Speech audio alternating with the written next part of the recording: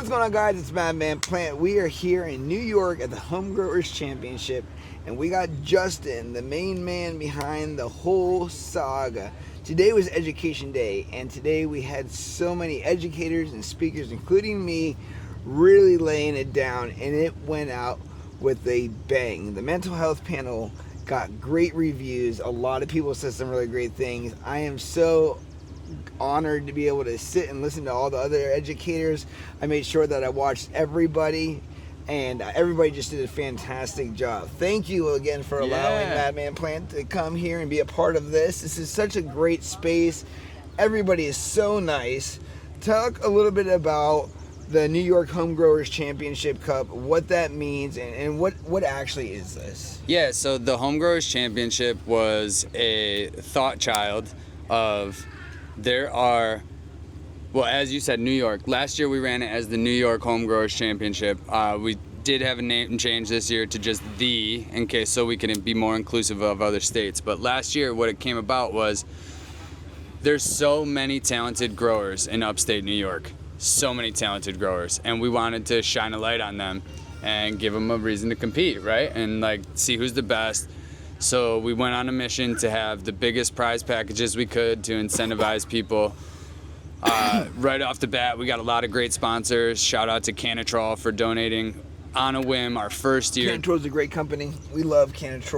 Believe it or not, we actually did their website video. We worked with Cannabis extensively in 3 different states, working with home growers, facilities, retailers, and much more. Yeah, they're fucking awesome. They are awesome. They donated 2 customized units last year. They did again this year, but we had never thrown the event, and we're reaching out trying to find sponsors because we got this cool event, right? And everybody's like, oh, it's your first year, we'll see how it goes, maybe next year, right? We got a lot of that. Cannabis reached out to us.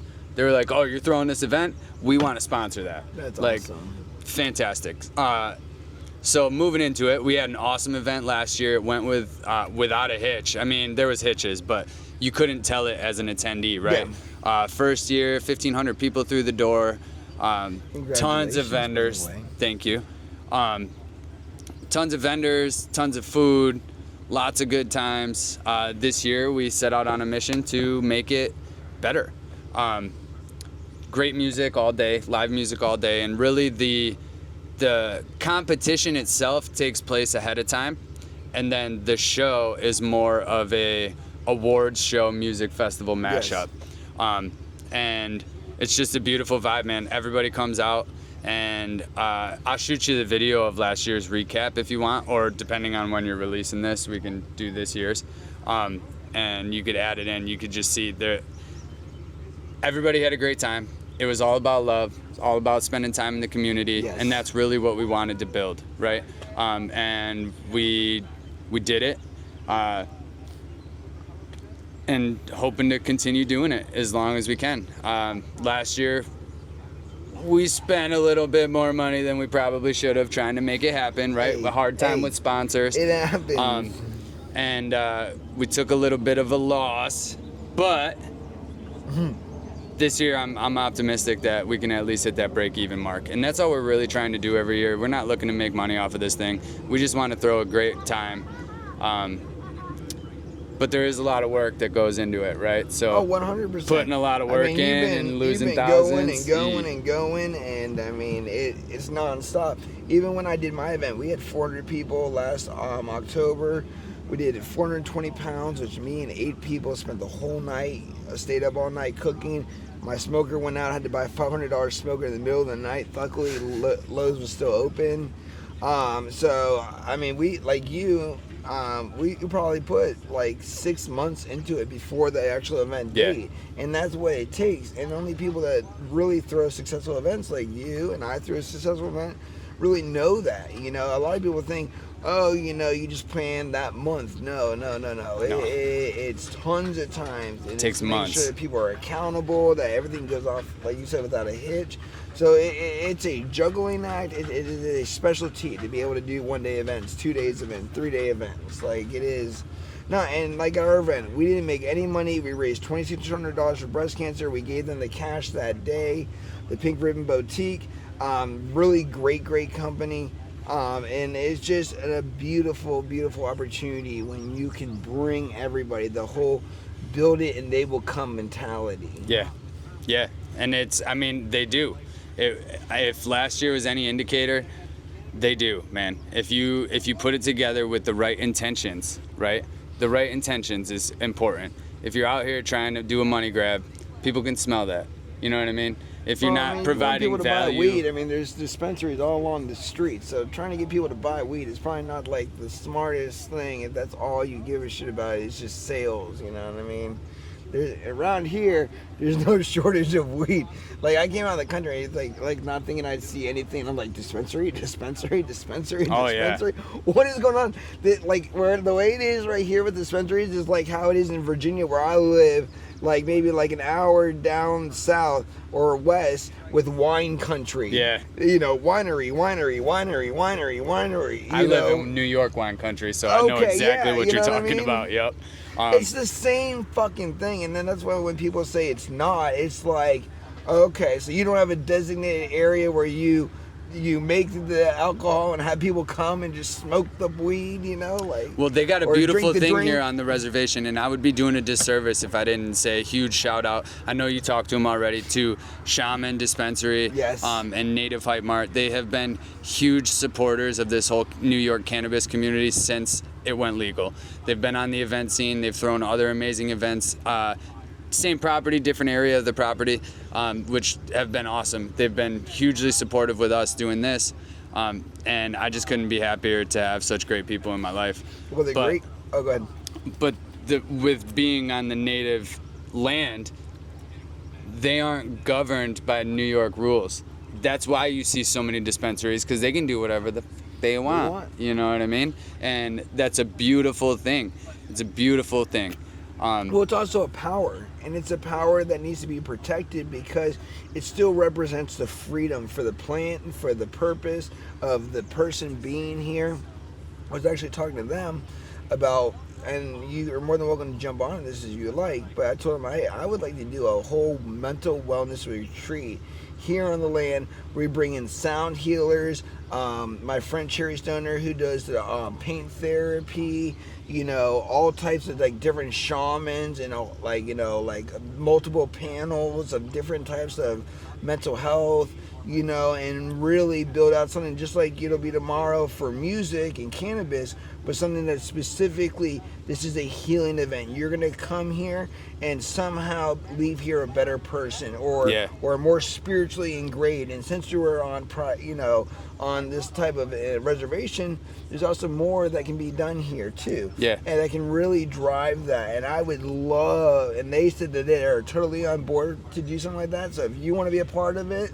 Honestly, my partner, so I'm opening a hydroponics store. Oh, congratulations. In Seneca Falls, but it's hydroponics, herbal wellness, and fresh fruit smoothies, where really the mantra is a healthier you, right? Grow your own food. Yes. Use herbs instead of pharmaceuticals. Yep. And get fresh fruit smoothies instead of these dye-injected syrups that you can get somewhere else. Oh, yes. And so... hey, you want some spray weed while we're at it? Right. Spray weed is actually really good. I actually was showing my weed to somebody, and they're like, what's it sprayed with? And I was like, bro, that's like homegrown. Like, there's nothing sprayed with that. And he's like, it's not sprayed? And I'm like, no, like what people want in their stuff nowadays is get out of whack. You need to go back to basics, become a home grower, and learn about the plant and its beauty of just growing on its own. Like, you don't need nothing if you have good weed. And like, there's people who come in. So I work at a smoke shop one day a week. Helps with marketing for this, etc. Yeah. Oh, absolutely. And that's actually there's smart. People who come in and buy the raw terp spray for themselves. Like, I understand trappers trying to make a crappy product more appealing and providing a product for that, right? But this shit, dude, have you ever seen the raw terp spray? No. If you open it, I bought one because I didn't know what it was like. Spritzed it, it smells like straight isopropyl alcohol. Now, maybe when you let it dry, it's different or something, but like, people are out here buying it like, oh, I gotta spray my fucking weed, you know what I mean? Like, just get better weed. Yeah. Just get or grow your own, like you're saying. Which there's nothing more rewarding than growing cannabis. I don't even smoke anymore, and I'm still growing it heavy. Like, I love the fucking plant. We're doing this event. It saved my life, truthfully. At the end of the day, I was going down a heavy path with multiple drugs, heavy alcoholic, and I was in the military, so I was never able to smoke weed. And so finally, when I was able to, I started smoking. Quit booze, quit cigarettes, quit all the other bullshit party drugs that are out of your system in a couple days, and never turned back. Yep. And I was going down a bad path, man, and it saved my life. So I'll never forget that. Well, here's what I want to do. We're at the 10-minute mark for the short podcast. After the event, unfortunately, Murray won't be here tomorrow, but it's going to be a beautiful event. So if you're in the area, well, this will probably come out after the event. But it was a beautiful event. Just know that. It was great, and there's just so many wonderful people, and I honestly can't wait till next year because I will definitely be back if invited. It is very cool. But I would love to get you on a 3-hour podcast, really dive in to everything that happens tomorrow and everything, and really give more information and validation for what you have going on, because I truly support it. I think that you're awesome, and I'm so glad to be here, to have the opportunity to teach a class, to speak, and to have that panel, and now to do the podcast. It's been great. So, I'm glad you made the trip up. Yeah. You definitely brought a lot of value to the show today. I know those people on the mental health panel were super stoked to be a part of it, and it was fucking absolutely beautiful. And I apologize that my language is so terrible. You can cuss. I cuss all the time. Okay. Yeah, we can do a podcast for sure. Let's do it. Where can people support the Home Grow Championship? If you can find it, we've lost 3 Instagram accounts in the past 4 months. Currently, it is thg.championship on Instagram. You can check out the website, www.thehomegrowerschampionship.com, and check out Rhizo Remedy too. That's pretty. That's our store we're opening up in Seneca Falls. Follow that page. You'll find health and wellness stuff on there as well. So yeah, that'll do it. Perfect, guys. Well, we will see you guys sometime in the near future here at MadManPlant. Peace out.